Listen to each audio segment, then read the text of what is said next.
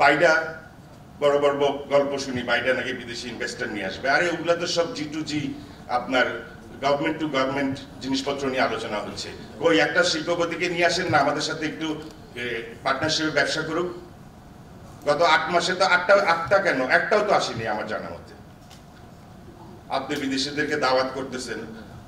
আমাদের readymade factory আছে, ওরা তো আসলে কিছুদিন সময় লাগবে। রড সিমেন্ট বালু জমি নিয়ে তাকে আর 5 বছর লাগবে এগুলো ঢালাই ঢুলাই দিয়ে একটা ফ্যাক্টরি করতে।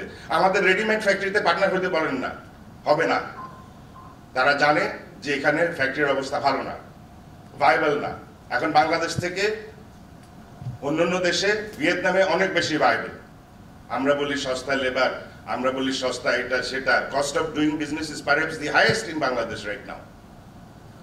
তো এরকম একটা অস্বস্তিকর পরিবেশে আমরা আছি। আর একটা গল্প বলি, এই যে আপনার সরকারের সিদ্ধান্তগুলো কেমন হচ্ছে। এই কিছুদিন আগে বই খাতা ছাপানো হবে বলে 10,000 টন পেপার নিয়ে আসছে। যখন পেপারটা এসে পৌঁছাইল তখন কিন্তু বই ছাপানো শেষ। আর সেই পেপার এখন ডিউটিও দেয় নাই, পোর্ট ড্যামারেজও দেয় নাই। সেটা এখন কম্পিটিশন করতেছে আমাদের ইন্ডাস্ট্রির সাথে। এখন খোলা বাজারে এটা বিক্রি হচ্ছে। নতুন করে পাইকারা চলতেছে, আরো 30,000 টন পেপার ইম্পোর্ট করবে তারা, ডিউটি ফ্রি, ড্যামারেজ ফ্রি। তাইলে আমাদের শিল্প করে লাভটা কি? এতগুলো পেপার মিল, আপনি তো নিজের পেপার মিলের গলা টিপে ধরে মারি ফেলতেছেন, নিজের ইন্ডাস্ট্রিকে গলা টিপে ধরে মেরে ফেলতেছেন। সুগার ইম্পোর্ট করেন, এখানে রিফাইনারি আছে। আপনার তো তাহলে ইন্ডাস্ট্রি বিরোধী পলিসি হচ্ছে এগুলো।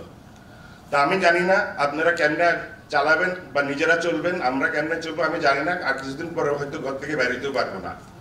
আমার আরো অনেক বক্তা আছেন, ওনারা আপনাকে আলোকপাত করবেন এই আমাদের কি দুরূহ অবস্থা, সবকিছু আপনারা আজকে জানতে পারবেন। আমার মনে হয় এরপরে আর সাংবাদিক সম্মেলন আমাদের দরকার হবে না।